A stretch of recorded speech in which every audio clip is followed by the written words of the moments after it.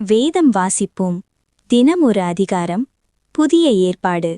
மத்தேயு எழுதின சுவிசேஷ அதிகாரம் 21.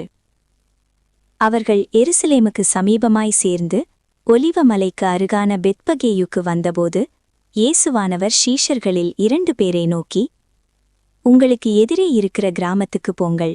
போன உடனே அங்கே ஒரு கழுதையையும் அதனோடே ஒரு குட்டியையும் கட்டியிருக்க காண்பீர்கள். அவர்களை அவிழ்த்து என்னிடத்தில் கொண்டு வாருங்கள். ஒருவன் உங்களுக்கு ஏதாகிலும் சொன்னால், இவைகள் ஆண்டவருக்கு வேண்டுமென்று சொல்லுங்கள். உடனே அவைகளை அனுப்பிவிடுவான் என்று சொல்லி அவர்களை அனுப்பினார்.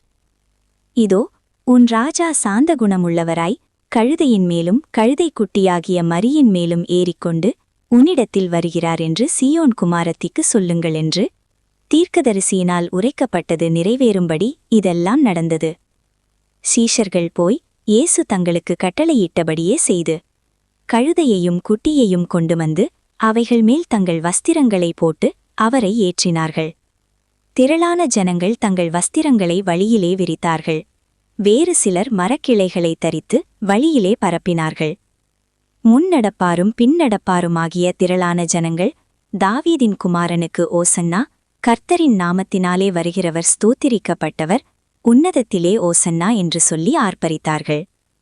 அவர் எருசலேமுக்குள் பிரவேசிக்கையில் நகரத்தார் யாவரும் ஆச்சரியப்பட்டு, இவர் யாரென்று விசாரித்தார்கள்.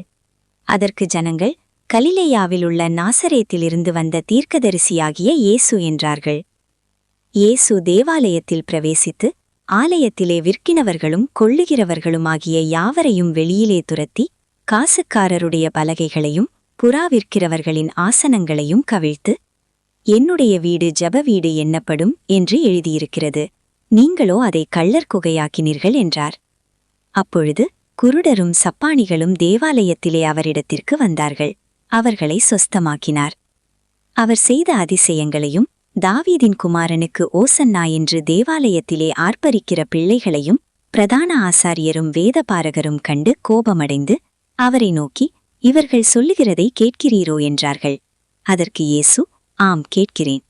குழந்தைகளுடைய வாயினாலும் பாலகருடைய வாயினாலும் துதி உண்டாகும்படி செய்தீர் என்பதை நீங்கள் ஒரு காலும் வாசிக்கவில்லலா என்றார்.